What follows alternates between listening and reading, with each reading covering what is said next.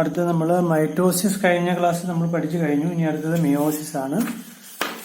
ഓർക്കുക, മിയോസിസ് നമുക്ക് ഫോക്കസ് ഏരിയയില് മിയോസിസ് 10.4 ആണ് മിയോസിസ്. അതില് 10.4 to 10.4.2 വരെ ഉണ്ട്. അപ്പൊ മിയോസിസ് ഫസ്റ്റ് ആൻഡ് സെക്കൻഡ് അത് ഫോക്കസ് ഏരിയയിലുള്ളതാണ്. ഓർക്കുക, ഇത് ഫോക്കസ് ഏരിയ ആണ്. അപ്പൊ നമ്മൾ മിയോസിലേക്ക് വരാം. മൈറ്റോസിസ് നമ്മൾ കണ്ടു കഴിഞ്ഞു. മിയോസിസ് ഓർക്കുക.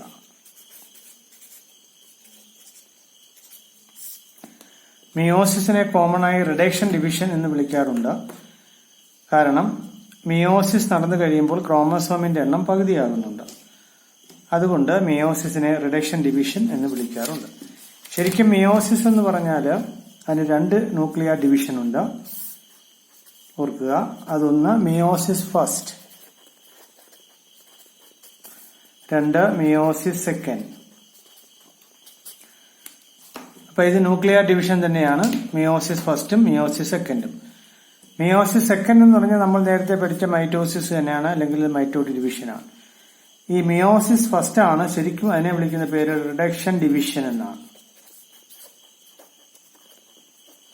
കാരണം അതിൽ ക്രോമസോം നമ്പർ പകുതിയായി കുറയും.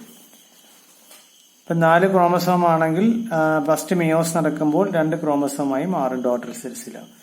അപ്പോൾ പേരന്റൽ സെല്ലില് ഇപ്പൊ 46 ക്രോമസോം, നമ്മളാണ് പേരന്റൽ സെല്ലിൽ 46 ക്രോമസോം ആണെങ്കിൽ ഫസ്റ്റ് മിയോസിസ് നടക്കുമ്പോൾ 2 സെല്ലിലും ഓർക്കുക 23 മാറും. ഓർക്കണം. അപ്പൊ അതുകൊണ്ട് മിയോസിസ് ഫസ്റ്റിനെ റിഡക്ഷൻ ഡിവിഷൻ എന്ന് വിളിക്കും. എന്നാൽ മിയോസിസ് സെക്കൻഡില് അത് നടക്കുന്നില്ല. ക്രോമസോമിന്റെ എണ്ണത്തിന് മാറ്റമുണ്ടാകുന്നില്ല, അല്ലെങ്കിൽ അത് similar to that of mitosis ആണ്. അപ്പൊ മിയോസിസ് സെക്കൻഡിനെ വേണമെങ്കിൽ നമുക്ക് മൈറ്റോട്ടിക് ഡിവിഷൻ എന്നും വിളിക്കാം. നേരത്തെ നമ്മൾ പഠിച്ചതാണ്. ഓർക്കുക, മൈറ്റോട്ടിക് ഡിവിഷൻ.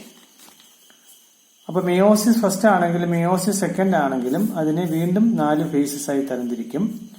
അപ്പൊ മിയോസിസ് ഫസ്റ്റിന്റെ 4 ഫേസസ്, അതേപോലെ മിയോസിസ് സെക്കൻഡിന്റെ 4 സ്റ്റേജസ് അല്ലെങ്കിൽ 4 ഫേസസ്. നമ്മൾ അന്ന് പഠിച്ചത് തന്നെയാണ്. 1 പ്രോഫേസ്, 2 മെറ്റാഫേസ്, 3 അനാഫേസ്, 4 ടിലോഫേസ്. ഇപ്പൊ ഇവിടെ അത് തന്നെയാണ്. 1 പ്രോഫേസ്, 2 മെറ്റാഫേസ്,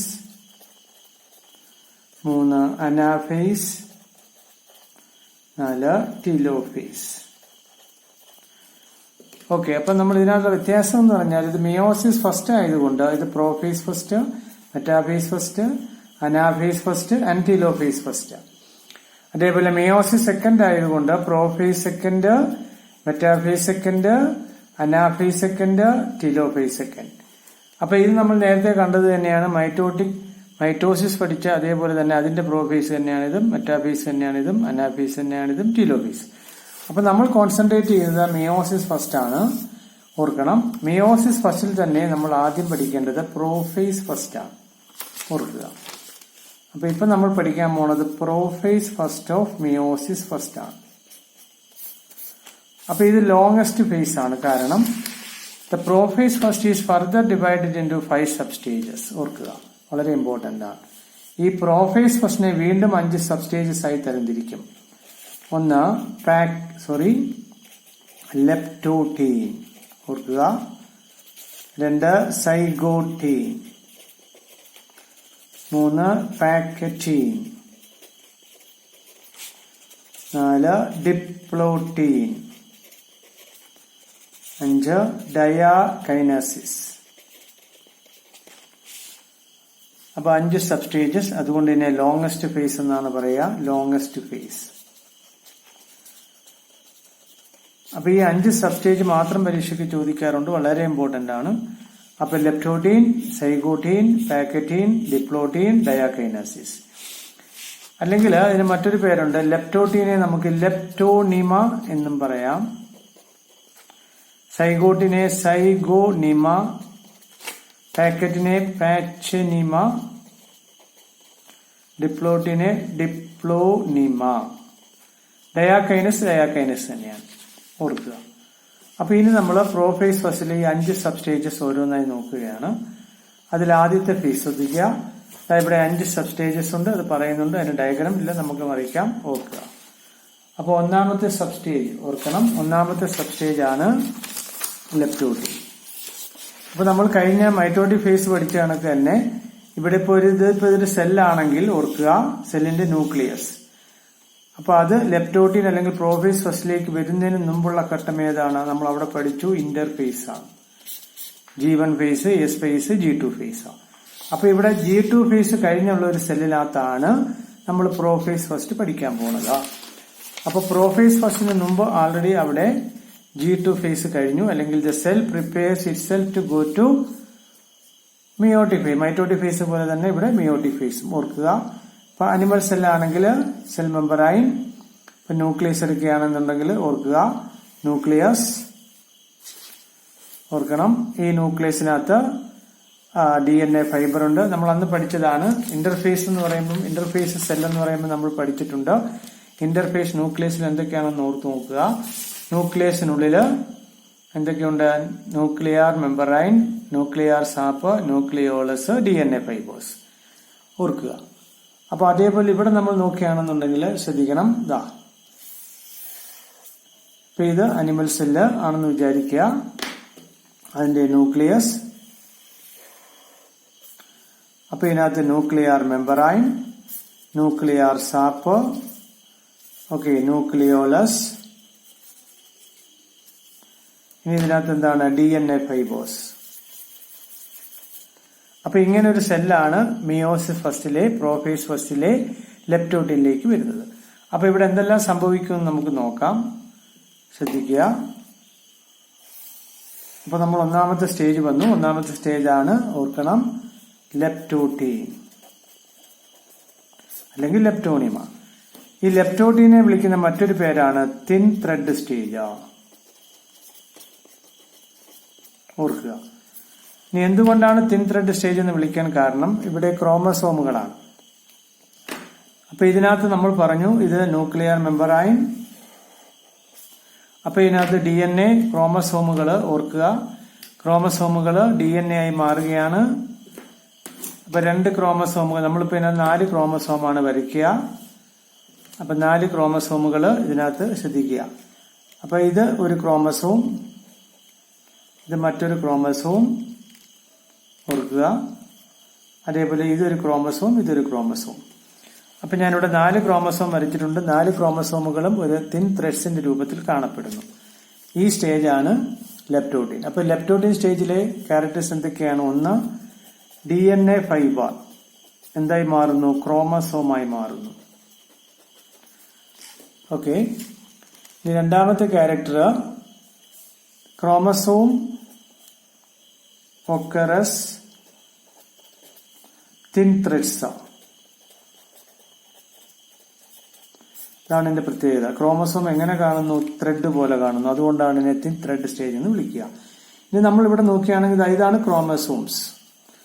ഇനി ഇത് ന്യൂക്ലിയർ മെമ്പറൈൻ, അതേപോലെ ഇതിനുള്ളിൽ ന്യൂക്ലിയോളസ്, ന്യൂക്ലിയർ സാപ്പ് കാണാം.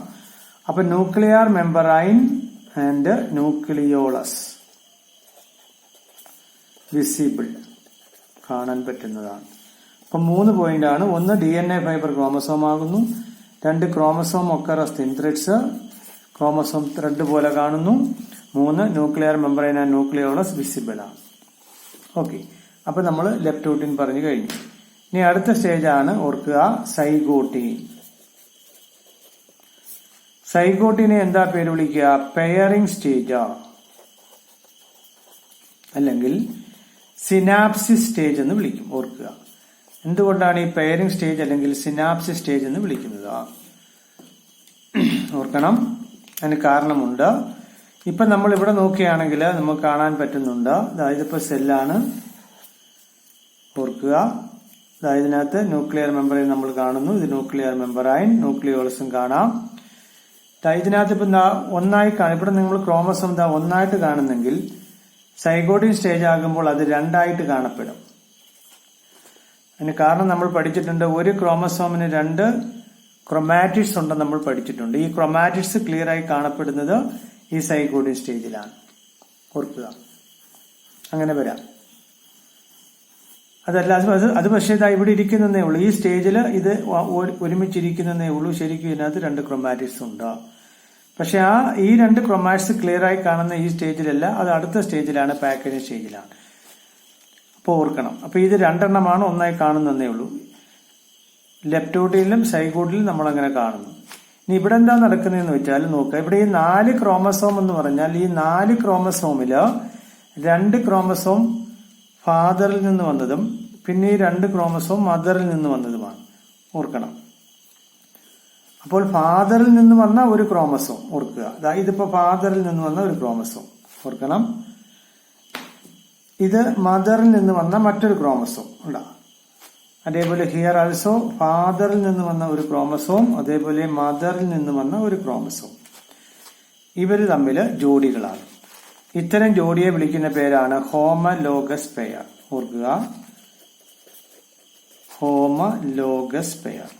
അപ്പൊ homologous pair means A pair of chromosomes in which one chromosome is paternal and another chromosome is maternal.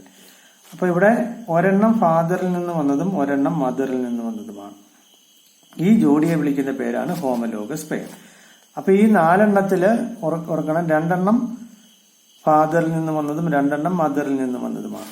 അപ്പൊ ഫാദറിൽ നിന്ന് വന്ന ഒരു ക്രോമസോമും മദറിൽ നിന്ന് വന്ന ഒരു ക്രോമസോമും തമ്മിൽ ജോഡികളാണ്. ആ ജോഡിയെ വിളിക്കുന്ന പേരാണ് ഹോമലോഗസ് പെയർ. അപ്പൊ ഈ പെയറിംഗ് ഓഫ് ഹോമലോഗസ് ക്രോമസോം അതിനെ വിളിക്കുന്ന പേരാണ് സിനാപ്സിസ്. അതാണ് സൈഗോഡിൽ നടക്കുക. ഓർക്കുക, പെയറിംഗ് ഓഫ് ഹോമലോഗസ് ക്രോമസോം അതിനെ വിളിക്കുന്ന പേരാണ്, ഓർക്കണം, സിനാപ്സിസ്. അതാണ് സൈഗോഡിൽ നടക്കുക. അപ്പൊ നമ്മൾ ഒരു പെയർ എടുക്കുകയാണെങ്കിൽ ആ ഹോമലോഗസ് പെയറിൽ 2 ക്രോമസോംസ് ആണ്. അതിനെ വിളിക്കുന്ന പേരാണ് ബൈവാലന്റ്. അപ്പൊ ഇവിടെ ഇതൊരു ബൈവാലന്റ്, ഇതൊരു ബൈവാലന്റ്, ഇതൊരു ബൈവാലന്റ് ആണ്, അല്ലെങ്കിൽ ഹോമലോഗസ് പെയർ ആണ്. അതേപോലെ ഇതും ഒരു ബൈവാലന്റ് ആണ്, അല്ലെങ്കിൽ ഹോമലോഗസ് പെയർ ആണ്. ഓക്കെ, അതാണ് സൈഗോട്ടീൻ അല്ലെങ്കിൽ പെയറിംഗ് സ്റ്റേജ്. ഇനിയിപ്പോ നമ്മൾ നോക്കാം, ഈ 2 ക്രോമസോം നമ്മൾ ഇങ്ങനെ വരച്ച കണക്ക് തന്നെ ആകണമെന്നില്ല. ക്രോമസോമുകൾ ഇങ്ങനെ ചുരുണ്ടു കൂടി കിടക്കാം. അപ്പൊ അതോടൊപ്പം തന്നെ അടുത്തതും ഇങ്ങനെ ചുരുണ്ടു കൂടി കിടക്കാം. അപ്പൊ ഇവിടെ ഒരു ലാഡർ ലൈക്ക് അല്ലെങ്കിൽ ഒരു കോംപ്ലക്സ് സ്ട്രക്ചർ രൂപം കൊള്ളും. ഈ കോംപ്ലക്സ് സ്ട്രക്ചറിനെ ഇതിപ്പോ നമ്മൾ പഠിക്കാൻ വേണ്ടി മാത്രമാണ് നമ്മൾ ഇതിനകത്ത് ഇങ്ങനെ തന്നെ കിടക്കണമെന്ന് നിർബന്ധമൊന്നുമില്ല. ഇതിപ്പോ ഇങ്ങനെയൊക്കെ നിൽക്കാം. അപ്പൊ അതനുസരിച്ച് ഈ ക്രോമസോമുകൾ ഇങ്ങനെ ചുരുണ്ടി ചുരുണ്ടി കിടക്കും. അപ്പൊ ഈ സെറ്റപ്പിനെ വിളിക്കുന്ന പേരാണ് സിനാപ്റ്റോണിമൽ കോംപ്ലക്സ്. സിനാപ്റ്റോണിമൽ,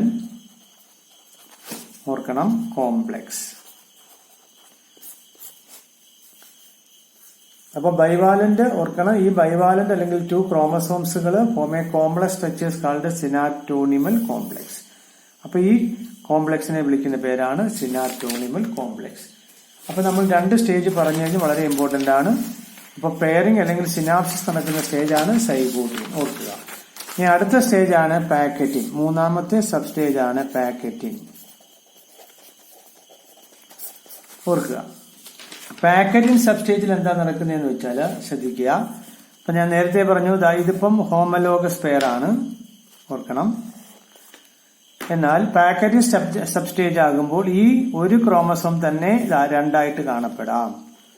എന്നുവെച്ചാൽ ഒരു ക്രോമസോമിന് 2 ക്രൊമാറ്റിഡും അവയെ തമ്മിൽ യോജിപ്പിച്ചുകൊണ്ട് സെൻട്രോമിയറും വരും. അത് നമ്മൾ കഴിഞ്ഞ വീഡിയോസ് കണ്ടതാണ്. അതേപോലെ അടുത്ത ക്രോമസോമിലും അതേപോലെ തന്നെ വരും. അപ്പൊ ഇവിടെ 2 എന്നുള്ളത് 4ആയിട്ട് കാണപ്പെടാം. ശരിക്കും ഇവിടെയും 2 ക്രോമസോമാണ്, ഇവിടെയും 2 ക്രോമസോമാണ്. ഓർക്കുക. അപ്പൊ ഇവിടെ 2 ക്രോമസോം എന്ന് പറയുമ്പോൾ ഇതിനകത്ത് 2 ക്രൊമാറ്റിഡും ചേർന്നിരിക്കുന്നു. എന്നാൽ ഇവിടെ 2 എണ്ണം സ്പ്ലിറ്റ് ചെയ്ത് കാണപ്പെടുന്നു. അതേപോലെ ഇവിടെ അങ്ങനെയാണ്. അപ്പൊ ഇവിടെ 4 ക്രൊമാറ്റിഡ്സ് വരുന്നത് കൊണ്ട് ഈ സ്റ്റേജിനെ വിളിക്കുന്ന പേരാണ് ടെട്രഡ് സ്റ്റേജ്. ഓർക്കുക. അപ്പൊ ഇത് ഒരു ക്രോമസോം, ഓർക്കണം. അടുത്തത് ഇത് മറ്റൊരു ക്രോമസോം. അപ്പൊ ഇത് 2 ക്രൊമാറ്റിഡ്സ് ആണ്, ഇത് സെൻട്രോമിയർ ആണ്. അപ്പൊ ഈ ഒരു ക്രോമസോമിന്റെ ഈ 2 ക്രൊമാറ്റിഡ്സിനെ നമുക്ക് സിസ്റ്റർ ക്രൊമാറ്റിഡ്സ് എന്ന് വിളിക്കാം. അപ്പൊ ഓർക്കണം, എയും ബിയും സിയും ഡിയും. അതിൽ എയും ബിയും സിസ്റ്റർ ക്രൊമാറ്റിഡ്സ് ആണ്, സിയും ഡിയും സിസ്റ്റർ ക്രൊമാറ്റിഡ്സ് ആണ്. ഓർക്കുക. എന്നാൽ ബിയും സിയും നോക്കേ, ഈ ബിയും സിയും സിസ്റ്റർ ക്രൊമാറ്റിക്സ് അല്ല. ബിയും സിയും നമുക്ക് എന്ത് വിളിക്കേണ്ടി വരും? Non sister chromatics. ഓർക്കണം. അപ്പോൾ പാക്കറ്റിംഗ് സബ്സ്റ്റേജിൽ എന്താ നടക്കാന്ന് വെച്ചാൽ ഓർക്കണം. പാക്കറ്റിംഗ് സബ്സ്റ്റേജില് അപ്പൊ ഇവിടെ നമ്മൾ കാണുന്നുണ്ട് ന്യൂക്ലിയർ മെമ്പറൈൻ ഉണ്ട്. ഓർക്കുക, പാക്കറ്റിംഗ് സബ്സ്റ്റേജ് ആയപ്പോഴത്തേക്ക് എന്താ സംഭവിക്കുന്നതെന്ന് വെച്ചാല് ഇവിടെ ഈ രണ്ട് ക്രൊമാറ്റിന്റേതായ ഇത്രയും ഭാഗവും ഈ ക്രൊമാറ്റിന്റേതായ ഇത്രയും ഭാഗവും തമ്മിൽ അങ്ങോട്ടും ഇങ്ങോട്ടും എക്സ്ചേഞ്ച് ചെയ്യാൻ പോവുകയാണ്, കൈമാറ്റം ചെയ്യപ്പെടാൻ പോവുകയാണ്. എങ്ങനെ കൈമാറ്റം ചെയ്യുന്നത്? ഇവിടെ ഒരു ലിങ്ക് ഉണ്ടാകും. ഓർക്കുക, ഇതാണ് ആ ലിങ്ക്. ഇവിടെ എക്സ്ചേഞ്ച് നടക്കാൻ പോവുകയാണ്. ഈ എക്സ്ചേഞ്ചിനെയാണ് എന്ന് വെച്ചാൽ ഈ നോൺ സിസ്റ്റർ ക്രൊമാറ്റിന്റെ കുറച്ച് ഭാഗം ഇങ്ങോട്ട് വരും, അതേപോലെ ഇതിന്റെ കുറച്ച് ഭാഗം ഇങ്ങോട്ട് പോകും. അപ്പൊ ഇങ്ങനെ നോൺ സിസ്റ്റർ ക്രൊമാറ്റുകൾ തമ്മിൽ ഈ ക്രൊമാറ്റിക് സെഗ്മെന്റ്സിനെ പരസ്പരം എക്സ്ചേഞ്ച് ചെയ്യുന്ന ഒരു പ്രോസസ് ഉണ്ട്.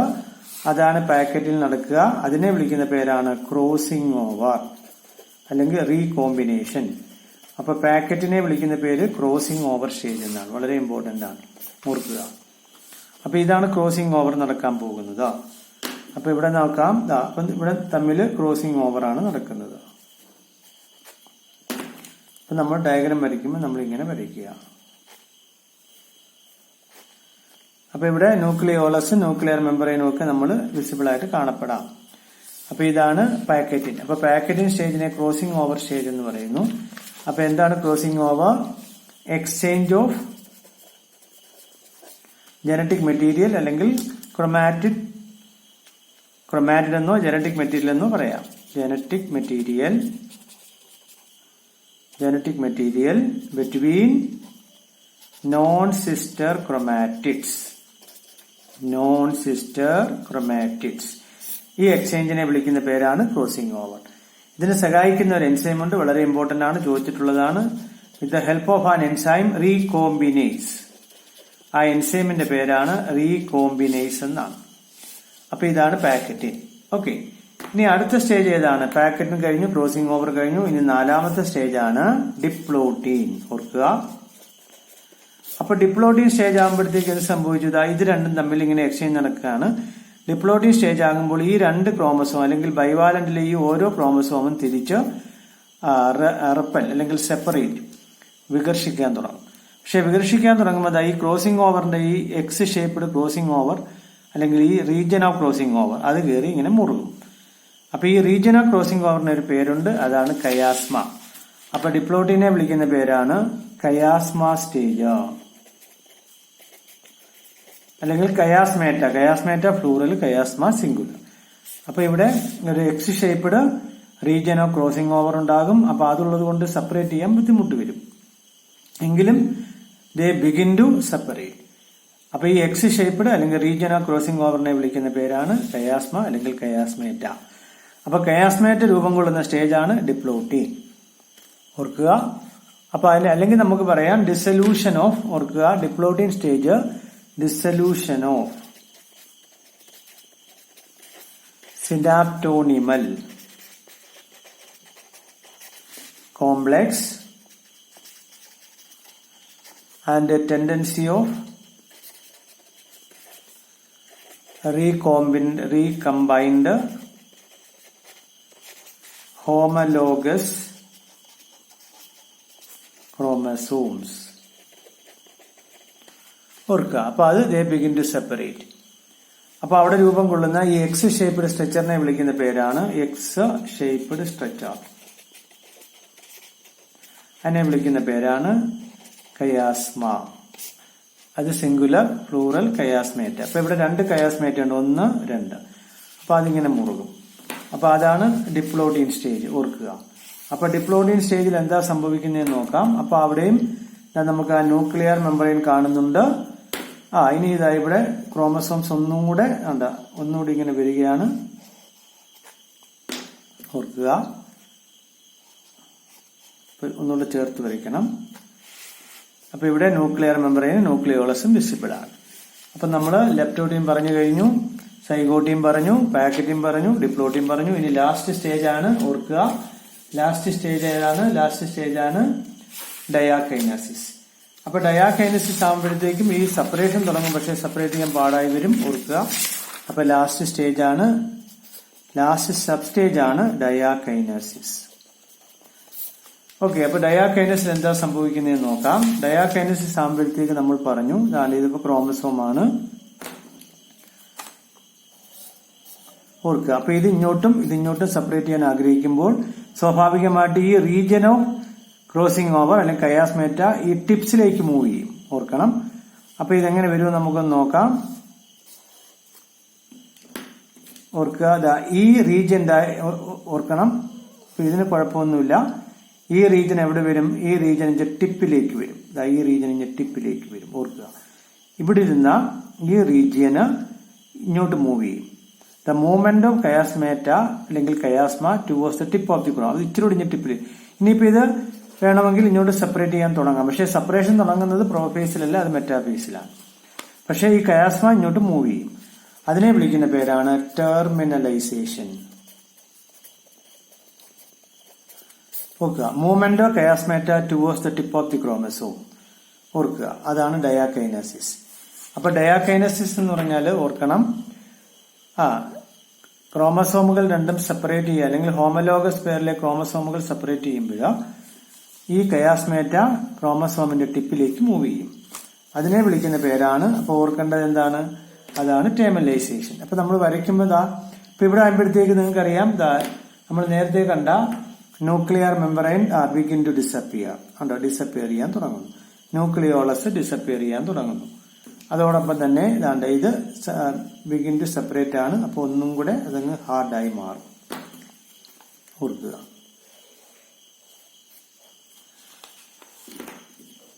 അപ്പൊ ഡയാകൈനസിൽ നടക്കുന്ന സംഭവങ്ങൾ ഒന്ന് നമ്മൾ പറഞ്ഞു, ടെർമിനലൈസേഷൻ. എന്ന് വെച്ചാൽ എന്താണ്? Movement of chiasmata towards the tip of chromosome അല്ലെങ്കിൽ ക്രോമാറ്റിഡ്സ്. അതാണ് ടെർമിനലൈസേഷൻ. അത് നടക്കുന്നു. അതോടൊപ്പം തന്നെ nuclear membrane and nucleolus begin to disappear, ഓർക്കുക. അത് ഡിസപ്പിയർ ചെയ്യാൻ തുടങ്ങുന്നു. ഇനി ഇത് ഡിസപ്പിയർ ചെയ്യാൻ തുടങ്ങുന്നതോടൊപ്പം തന്നെ രണ്ട് പോളിൽ നിന്നും സ്പിൻഡിൽ ഫൈബേഴ്സ്, നമ്മൾ അന്ന് പഠിച്ചതാണ് ആസ്റ്റർ. അനിമൽ സെല്ലിലാണെങ്കിൽ ആസ്ട്രൽ ഫൈബേഴ്സ് ആണ്. അവിടെ സെൻട്രിയോളിൽ നിന്നും മൈക്രോ ടു ആസ്റ്റർ ഉണ്ടാവും. അപ്പം ആസ്ട്രൽ ഫൈബേഴ്സ്, അതിൽ നിന്ന് സ്പിൻഡിൽ ഫൈബേഴ്സ് ഉണ്ടാകും. അപ്പം 3 spindle fibres begin to appear from 2 poles. രണ്ട് പോളിൽ നിന്ന് സ്പിൻഡിൽ ഫൈബേഴ്സ്, ഓർക്കുക. അപ്പൊ നമ്മൾ 5 സബ് സ്റ്റേജസ് പറഞ്ഞു, ഏതൊക്കെയാണെന്ന് ഓർക്കണം. അത് വളരെ ഇമ്പോർട്ടന്റ്, അത് മാത്രം പരീക്ഷയ്ക്ക് ചോദിക്കും. Leptotene, thin thread stage, zygotene, pairing അല്ലെങ്കിൽ സിനാപ്സിസ് സ്റ്റേജ്, പാക്കറ്റിൻ അല്ലെങ്കിൽ crossing over stage, then diplotene അല്ലെങ്കിൽ കയാസ്മേറ്റ സ്റ്റേജ്, ദെൻ ഡയാകൈനസിസ് അല്ലെങ്കിൽ ടെർമിനലൈസേഷൻ സ്റ്റേജ്. അപ്പൊ ഇത് സെപ്പറേറ്റ് ചെയ്യുന്നത് ഇപ്പൊ പ്രോഫേസ് കഴിഞ്ഞു. അടുത്ത ഏതാണ്? മെറ്റാഫേസ് ഫസ്റ്റ് ആണ്, ഓർക്കണം. അപ്പൊ മെറ്റാഫേസ് ഫസ്റ്റിലാണ് ഇത് സെപ്പറേറ്റ് ചെയ്യുക. അപ്പോഴത്തേക്ക് ന്യൂക്ലിയർ മെമ്പറൈൻ ന്യൂക്ലിയോളസ് ഒക്കെ ഡിസപ്പിയർ ചെയ്ത് കഴിഞ്ഞു. അപ്പൊ ബൈവാലൻ, ഓർക്കുക. ഈ ബൈവാലന്റ് ഗെറ്റ്, അപ്പൊ നമ്മൾ മെറ്റാഫേസ് സ്പിൻഡിൽ ഫൈബേഴ്സ് വന്നു. ഈ ബൈവാലൻ ഗെറ്റ് അറേഞ്ച്ഡ്, ഓർക്കണം. ബൈവാലന്റ് എവിടെ അറേഞ്ച് ചെയ്യുന്നു? അതിന്റെ ഇക്വറ്റോറിയൽ റീജിയനിൽ അറേഞ്ച് ചെയ്യുന്നു, ഓർക്കുക. ഇത് ബൈവാലന്റ് ആണ്. അപ്പൊ ഇവിടെ എന്ത് വന്നു കഴിഞ്ഞു? ഓർക്കണം, 2 പോളിൽ നിന്നും സ്പിൻഡിൽ ഫൈബേഴ്സ് വന്നു. ആ സ്പിൻഡിൽ ഫൈബേഴ്സ് ആ പടം തൊട്ട് നമുക്ക് ഇവിടെയുണ്ട്. മെറ്റാഫേസ് ഫസ്റ്റ് ആണ്. അപ്പൊ രണ്ടിനെയും കൂടെ എവിടെ ക്രമീകരിക്കുകയാണ്? മെറ്റാഫേസ് ഫസ്റ്റ് അവിടെ ഇക്വറ്റോറിയൽ അല്ലെങ്കിൽ മിഡിൽ റീജിയനിൽ ക്രമീകരിക്കുന്നു, ഓർക്കുക.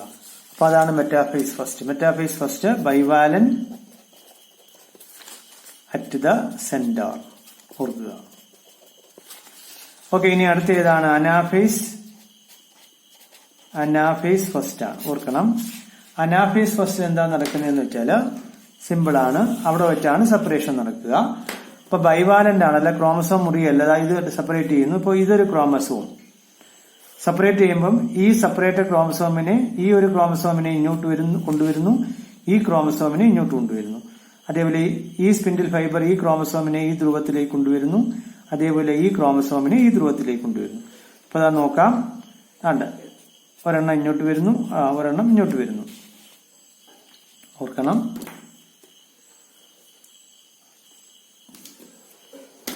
ഇതാണ്ട് ഈ രണ്ട് സെപ്പറേറ്റ് ചെയ്ത് രണ്ടെണ്ണം ഇങ്ങോട്ട് വരുന്നു, അടുത്തത് ഇതാണ്, അതാണ്ട്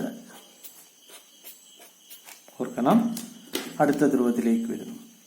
ഇതാണ് അനാഫേസ്. പക്ഷെ നമ്മൾ ഓർക്കേണ്ടത് ഇത് നടക്കുമ്പോഴത്തേക്ക് ഇതിന്റെ നോൺ സിസ്റ്റർ ക്രൊമാറ്റിഡ്, ഓർക്കണം ഈ നോൺ സിസ്റ്റർ ക്രൊമാറ്റിഡുകൾ തമ്മിൽ എക്സ്ചേഞ്ച് നടന്നു കഴിഞ്ഞു. അപ്പൊ ഇതിന്റെ കുറച്ച് ഭാഗം ഇങ്ങോട്ടും വന്നിട്ടുണ്ട്, ഇതിന്റെ കുറച്ച് ഭാഗം ഇങ്ങോട്ടും വന്നിട്ടുണ്ട്. അപ്പൊ ക്രോസിംഗ് ഓവർ അല്ലെങ്കിൽ എക്സ്ചേഞ്ച് നടന്നിട്ടുണ്ട്.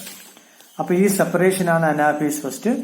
അപ്പൊ അനാഫേസ് ഫസ്റ്റിലാണ് homologous chromosomes separate and move it to opposite poles with the help of spindle fibers. Spindle ഫൈബേഴ്സിന്റെ സഹായത്തോടു കൂടി രണ്ട് ധ്രുവങ്ങളിലേക്ക് പോകുന്നു. ഓക്കെ, ഇനി അടുത്ത എന്താ, രണ്ട് ധ്രുവങ്ങളിൽ ചെന്ന് കഴിഞ്ഞാൽ അടുത്തത് ടീലോഫേസ് ഫസ്റ്റ് ആണ്. അപ്പൊ ടീലോഫേസ് ഫസ്റ്റ് ആകുമ്പോഴത്തേക്ക് ആ രണ്ട് ധ്രുവങ്ങളിലും അല്ലെങ്കിൽ രണ്ട് പോളിലും അത് ചെന്ന് കഴിഞ്ഞു. അപ്പോഴത്തേക്ക് ഓർക്കണം, അപ്പോഴത്തേക്ക് എന്ത് സംഭവിക്കും, രണ്ടും രണ്ട് മർമ്മങ്ങളായി മാറുന്നു. ഇപ്പൊ നേരത്തെ അപ്രത്യക്ഷമായ ന്യൂക്ലിയോളസും ന്യൂക്ലിയർ മെമ്പറൈനും ഒക്കെ പ്രത്യക്ഷപ്പെടുന്നു, ഓർക്കാം. അപ്പൊ അതാ ഇവിടെ ന്യൂക്ലിയർ മെമ്പറൈൻ വന്നു, ന്യൂക്ലിയോലസ് വന്നു. പക്ഷെ ഓർക്കേണ്ടത്, നമ്മൾ ശ്രദ്ധിക്കേണ്ടത് എന്താണ്, ഇവിടെ ഇപ്പൊ ഇവിടെ രണ്ട് ക്രോമസോം, ഇവിടെ രണ്ട് ക്രോമസോമാണ്, ഇവിടെ രണ്ട് ക്രോമസോമാണ്. അതുകൊണ്ട് ഇവിടെ ഒരു ക്രോമസോം, ഇവിടെ ഒരു ക്രോമസോം. ഓർക്കേണ്ടത് ഇവിടെ ഒരു ക്രോമസോം, ഇവിടെ ഒരു ക്രോമസോം. അപ്പൊ നോക്കുക, നമ്മൾ നേരത്തെ ഡിവൈഡ് ചെയ്യാൻ തുടങ്ങിയ കോശം എന്ന് പറയുന്നത്, ഓർക്കുക, ഡിവൈഡ് ചെയ്യാൻ തുടങ്ങിയ കോശത്തിൽ 4 ക്രോമസോം ആയിരുന്നു. ഓർക്കണം, 4 ക്രോമസോം. എന്നാൽ ഫസ്റ്റ് മിയോസിസ് കഴിഞ്ഞപ്പോഴത്തേക്ക് 2 മർമ്മങ്ങൾ ഉണ്ടായി, അതിനകത്ത് ക്രോമസോമിന്റെ എണ്ണം പകുതിയായി. അതുകൊണ്ടാണ് മിയോസിസ് ഫസ്റ്റിനെ റിഡക്ഷൻ ഡിവിഷൻ എന്ന് വിളിക്കുക. അപ്പൊ ടീലോഫേസ് കഴിയുമ്പോഴത്തേക്ക് അപ്പൊ നമ്മൾ പറയാം, ടീലോഫേസ് പ്രോഫേസിന്റെ റിവേഴ്സ് ഫേസ് ആണ്. അപ്പൊ ഇവിടെ എന്താ സംഭവിക്കുക, ക്രോമസോമുകൾ DNA ഫൈബറായി മാറി.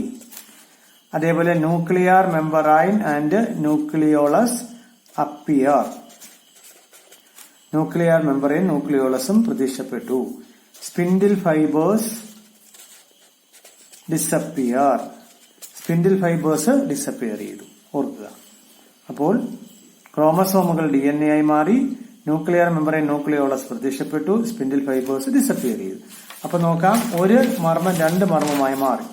നമ്മൾ നോക്കിയതാ, ഇത് ലെപ്റ്റോഡിലേക്ക് വരുമ്പോഴത്തേക്ക് ഒരു ന്യൂക്ലിയസ് ഉള്ളൂ. ഇത് സെല്ലാണ്, ആ സെല്ലില് നോക്കി 2 മർമ്മം കഴിഞ്ഞു. അപ്പൊ മിയോസിസ് ഫസ്റ്റ് കഴിഞ്ഞു. എന്നുവെച്ചാൽ prophase first, metaphase first, anaphase first, telophase first.